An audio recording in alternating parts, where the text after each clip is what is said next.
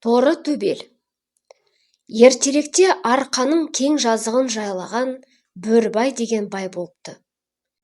Сол байдың өзі ерекше қамқорлықпен қарайтын торы төбел байталы болады. Әлгі байталдың үнемі ішін тартып, өзін-өзі жаратып жүретін қасиетін Бөрібай байқап жүретін.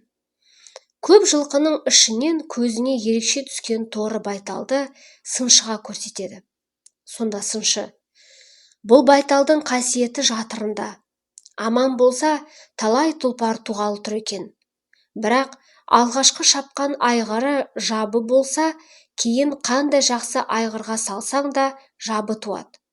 Ал бағыңа қарай жақсы айғырдан қашса, кейінгі тұқымдары түгелдей тұлпар болады. Сондықтан әлі үйір көрмеген байталыңа абай бол, деп ескертеді.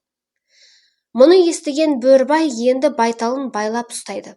Өзі сыншыны ертіп, ел арасынан торы байталға лайықты айғыр іздеуге шығады. Сол арада торы байтал байлаудан босап жоғалып кетеді. Ат аяғы жетер төңіректі түгел қаратса да, торы байтал табылмайды. Бөрібай мұның жөнін тағы да сыншыдан сұрайды. Сонда сыншы: торы байтал түс көрген болуы мүмкін, деп топшылайды. Бұл өзі ежелден ел аузында бар әңгіме. Байтал түсінде ғажайып айғыр көрсе, үйірден бөлініп, сол айғырды іздеп кетеді. Торы байтал өзге жылқыдан ерекше жаратылған жануар ғой. Түс көріп, түсіндегі айғырды іздеп кеткен болуы әбден мүмкін. Егер солай болса, айғырын таппай тоқтамайды. Тек ит құстан аман болса болғаны дейді. Бөрібай енді жақын төңіректі іздеуді қойып, алыс елдерге де ат шаптырып қарай бастайды. Азулы айғырлар тісін батырып үйіріне қосып алды ма деген уайымы да бар. Құрығы ұзын Бөрібайдың адамдары қойсын ба, арада 2 ай өткенде байталың Қаратаудың теріскейінен табылды деген хабар келеді. Байталын танып алуға Бөрібайдың өзі аттанады. Сонау арқаның даласынан Қаратауға дейін барғанда торы байталдың тапқаны қандай айғыр болды екен, деп қызығушылығы да бар. Сұрастыра келе, Қаратаудың қойнауында отырған бір қойшының үйіне жетеді. Үй егесінен жөн сұрағанда, торы байталдың келгеніне 1 айдай болғанын және мұның күнделікті малға мініп жүрген қой торысына үйір болғанын айтады. Мұны естіген Бөрібай күйіп кетеді. Тұлпарға салсам деген арманы орындамай ашуланған Бөрібай қой торыға сүйкеніп тұрған байталын қамшымен бастан бір тартып бұрылып жүре береді. Сонша жерден келгенде тапқаның сүйегі ырсиған топан аяқ қой торы болғаны ма деп өкінеді. Алғашқы шапқан айғыры жабы болса, кейін қандай жақсы айғырға салсаң да жабы туады деген сыншының сөзін ескеріп, әрі алдағы алыс жолды ойлап, торы байталын қойшыға сатып еліне қайтады. Торы төбел байтал осылай теріскей өңірінде қалып қояды. Бірақ ашуға булыққан Бөрібай байталын сатып тым асығыс шешім шығарған еді. Үнемі елден таса тау қойнауында отыратын, астында жалғыз торы аты бар Сарман есімді қойшы бар. Бірақ Сарман жай қойшы емес. Кезінде теріскей өңіріне танылған сері әрі аламанның алдын бермейтін жүйрік мінген айтулы жігіттің бірі еді. Сондай бір ірі аламанның алдында жүйрік торысына қаскөйлер қастандық жасаған. Атының алдыңғы аяғына шеге қағылғанын көріп, Сарман сері ішін өртеген күйіктен күйіп, құсалықтан өліп кете жаздаған еді. Содан бері елден жырақ жүргенді ұнататын. Жабырқау жаны жалғыздықты қалайтын. Қаратау қойнауынан өзіне жайлы мекен тауып, азын аулақ шаруасын күйттеп өмір сүріп жүрген жай бар.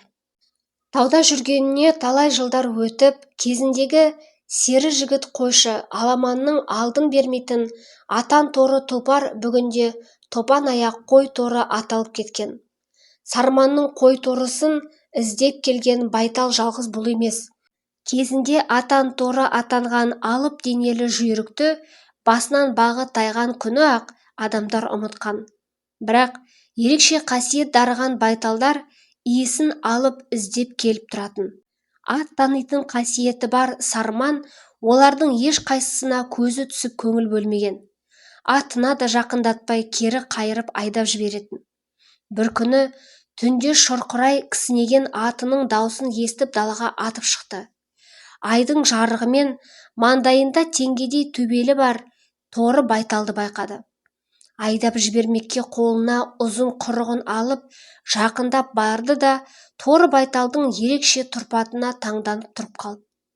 Қамшыдай қатқан байталдың тұлпарға да тән мүсініне арбалып таң атқанша қасында айналшықтап жүрді де қойды. Айдың жарығымен жылт-жылт еткен теңгедей төбелі болашақ жүйріктің жарқыраған жұлдызындай көрінді. Әлі де құлын мүсіннің бұзылмаған жас байталдан Сарманның байқағаны сонау арқалық сыншының айтқанымен дәл келді. Құдай жатырына берген екен жануардың, бұйыртса талай тұлпарды туғалы тұрсын, деп болжам жасады. Торы аттың да ноқтасын сыпырып қоя берді. Енді екі жылқыны бақылап, алыстап кетпеуін қадағалап қарап жүрді. Арада ай өткенде байталдың егесі Бөрібай іздеп келіп бұған сатты. Енді торы байталдың егесі Сарман болды. Торы байтал келгелі Сарманның көңілі көтеріліп, жаны жадырап қалды. Сөнген үміті тұтанып, өмірге деген құлшынысы артты. Таудан түсіп төменгі ауылдан өзіне керек жарағын, аттарына біраз жем әкелді. Өзін ұмыта бастаған ел жұртымен де қайта табысып араласа бастады. Сарманның ертеңгі күнге деген үміті оянып, тіршілікте екінші тынысы ашылғандай болды. Торы байтал Сарманның қартайған атан торысынан бір құлын туды. Маңдайында теңгедей төбелі бар торы құлын. Кейін Сарман торы биені басқа жас айғырлардың алдына салды. Жақсы деген айғырларды таңдап жылда ауыстырып салады. Бірақ торы бие қанша айғыр ауыстырса да, торы төбел құлын туғанынан бір танбады. Арада ондаған жылдар өтіп, Сарман да талай аламанға аттарын қосты.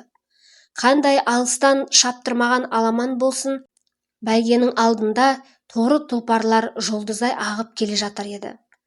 Алыстан болсын аңғарып қараған адамға маңдайындағы теңгедей төбелдерін байқауға болады. Өз дәуірінде торы төбел жүйріктер бәйгенің алдын берген емес.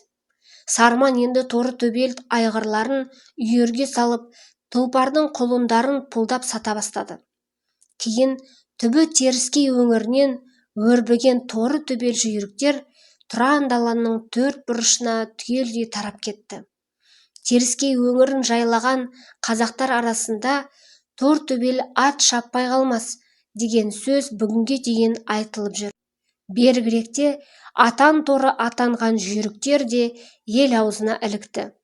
Қазақта текті тұлпардың тұқымын үзбей жалғайтын үрдіс бар. Түбін тұлпар болғанда бір татарсың тегіңе деп түскен құлынға үмітпен қарайды. Көбіне үміті ақталып та жатады. Сондықтан теріскей өңірінің жергілікті торы төбелдерінен әлі де тұлпар шығарына сеніммен қарауға болады. Алып анадан тұлпар биеден дейді дана халқымыз. Құлын жатырына, бала нағашысына тартады деп те айтады. Дей тұра, бәйгеден келген жүйрікті тектегенде алдымен қай айғырдың тұқымы деп сұрайды. Содан барып биенің тегін түйіндеп жатады. Бұл қазақ оза шапқан аттың да, жарқырай көрінген жақсының да тікелей тегіне өңіледі. Тегіне көңілі толса ғана, асылдың сынығы тұлпардың тұяғы екен ғой, десіп қолпаштай қолдап жатады. Ал тегіне көңілі толмаса, қомсына қарайды. Қанша жерден жақсы көрінсе де, жаманнан туған жабы деп жақтырмайды. Адам болсын, ат болсын, шыққан тегі жақсы болмаса, қазақтар оны мықты ретінде ешқашан мойындамаған. Бұл дала заңы.